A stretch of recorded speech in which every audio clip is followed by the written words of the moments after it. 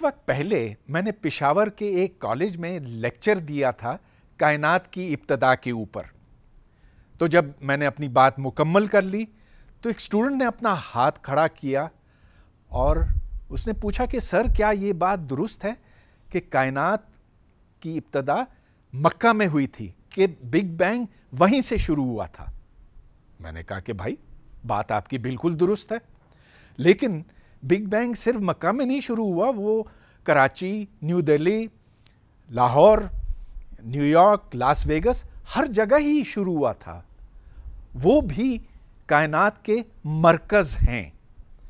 اب شاید اس نے یہ سوچا ہو کہ میں مذاق کر رہا ہوں.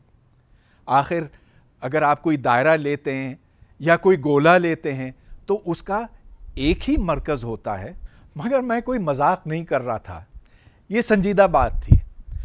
اب میں اس کی وضاحت کروں گا، لیکن سب سے پہلے چلیے ہم اس کے اوپر سوچتے ہیں کہ بگ بینگ کا نظریہ آیا کہاں سے.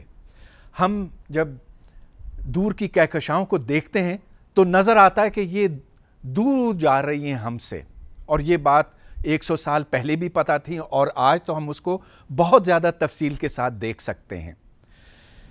اس کائنات کے پھیلاؤ کو دیکھ کر ہمیں یہ گمان ہوتا ہے کہ ہم کائنات کا مرکز ہیں. مگر کتنی عجیب بات ہے، سوچیں.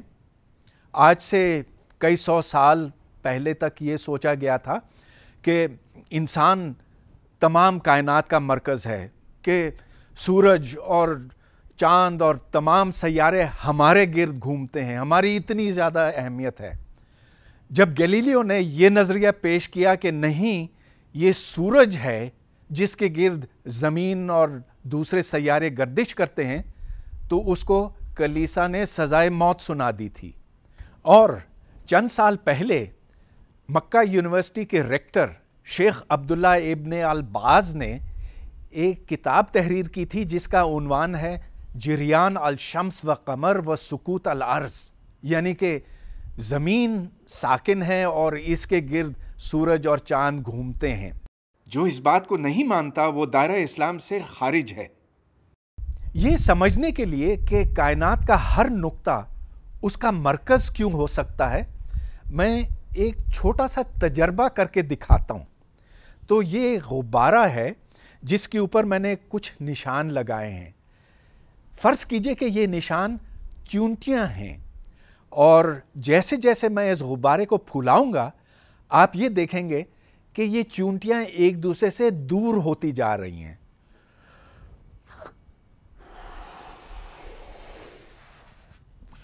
گویا کہ ہر چونٹی یہ سمجھتی ہے کہ دوسری چونٹیاں اس سے دور بھاگتی جا رہی ہیں. مثال کے طور پر چونٹی نمبر 1 کہتی ہے کہ چونٹی نمبر 2، 3، 4، 5 وہ مجھ سے پرے ہو رہی ہیں. مگر چونٹی نمبر 2 بھی یہی بات کہتی ہے. وہ کہتی ہے کہ چونٹی نمبر 1، 3، 4، 5، 6 وہ مجھ سے دور جا رہی ہیں. گویا کہ یہاں ساری چونٹیاں یہ کہنے میں حق بجانب ہیں کہ وہ مرکز ہیں. لیکن یہاں پر آپ نے یہ دیکھا کہ جس سطح پر یہ چونٹیاں رہتی ہیں وہ تو اس ربڑ کی سطح ہے، اس غبارے کی سطح ہے. ہم کس چیز کی سطح پہ رہتے ہیں؟ اس کو زمان و مکان یا سپیس ٹائم کہتے ہیں. اور اب مجھے اس بات کی وضاحت کرنی ہوگی. تو سب سے پہلے ہم زمان یعنی سپیس کو سمجھنا چاہیں گے. یہ ایک فٹا ہے اور یہ پیمائش کرتا ہے کسی چیز کی لمبائی کا. تو اگر کوئی چیز میرے پاس ہے جو اتنی لمبی ہے تو وہ اتنی جگہ گھیرے گی اس فٹے کے اوپر. آپ کا اور میرا اس بات پہ اتفاق ہے کہ یہ 1 فٹ لمبا ہے، اور ہم یہ توقع کرتے ہیں کہ جو شخص وہاں پر کھڑا ہے وہ بھی یہی سمجھے گا. اسی طرح وقت یعنی دورانیے پر بھی ہمارا اتفاق ہے. یہ پینڈولم ہے جو آنے اور جانے میں 1 سیکنڈ لگاتا ہے بالفرض، یعنی کہ وقت کی پیمائش کرتا ہے.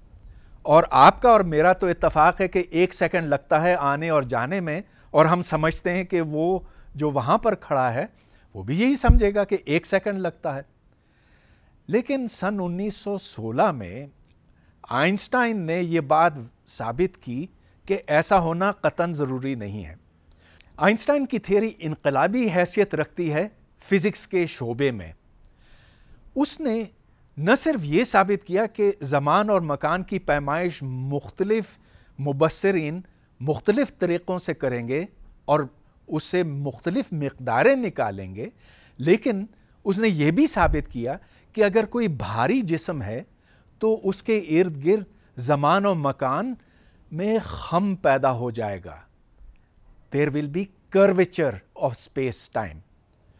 اس بات کو آسان زبان میں سمجھانا مشکل ہے کیونکہ اس کے لیے بھاری قسم کی میتھمیٹکس چاہیے ہوتی ہے، لیکن سائنس میں ہم کسی بات کو قبول نہیں کرتے جب تک اس کا تجرباتی ثبوت نہ ہو۔ آئنسٹائن نے ایک بڑا خوبصورت تجربہ تجویز کیا۔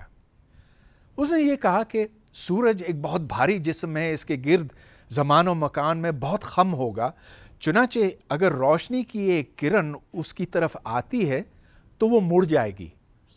اس نے یہ بھی معلوم کیا کہ یہ کتنا مڑے گی۔ پھر ایک بڑے پیمانے پر تجربہ کیا گیا جس میں اس کے مڑنے کو ناپا گیا، اس کی پیمائش کی گئی، اور جو نتیجہ وہاں سے برآمد ہوا وہ عین وہی تھا جس کی آئنسٹائن نے پیشن گوئی کی تھی۔ اس سے آئنسٹائن کی تھیوری آف جنرل ریلیٹیوٹی کو بڑی تقویت پہنچی۔ اس نے مزید یہ کہا کہ اگر روشنی زمین سے اوپر کی طرف جاتی ہے تو اس کی فریکوینسی تبدیل ہوگی، اور آج یہ ایک انتہائی ضروری چیز ہے جس کے بغیر جو جی پی ایس سیٹلائٹ ہمارے اوپر ہوتے ہیں وہ جان سکتے ہیں کہ ہم ٹھیک کس جگہ پر کھڑے ہیں۔ جب آئنسٹائن کی اس تھیوری کی اس طرح سے تصدیق ہوئی تو پھر بہت سے دوسرے سائنسدانوں نے آئنسٹائن کی ایکویشن سے مختلف قسم کے نتائج نکالنا شروع کیے۔ ان میں 3 سائنسدان خاص طور پر قابل ذکر ہیں: فریڈمن، واکر، رابرٹسن۔ ان 3 سائنسدانوں نے ایکویشن سے یہ معلوم کیا کہ زمان و مکان ایک گولے کی صورت میں باہر کی طرف پھیل سکتے ہیں، اور یہ عین وہی گولا ہے جس کے اوپر آپ اور میں، تمام سیارے، تمام کہکشائیں موجود ہیں۔ That is space time, expanding space time۔ لہذا آج ہم اس بات کو اچھی طرح سے سمجھتے ہیں کہ ہم کیوں مرکز ہیں اور وہ بھی کیوں مرکز ہو سکتا ہے۔ ہر نقطہ کائنات کا اس کا مرکز ہے۔ چلیے اب اس سے بہت سے سوال ہمارے ذہن میں نکلتے ہیں، اٹھتے ہیں۔ مثال کے طور پر یہ کہ یہ جو کائنات کا پھیلاؤ ہے، زمان و مکان کا پھیلاؤ ہے، کیا یہ ہمیشہ تک رہے گا؟ کائنات ہمیشہ تک پھیلتی چلی جائے گی، یا یہ کہیں جا کر رکے گی اور رکنے کے بعد واپس اپنے نقطۂ ازل پر آئے گی؟ بڑے دلچسپ سوال ہیں، اور پھر ہم یہ اگلی قسط میں اس پر گفتگو کریں گے۔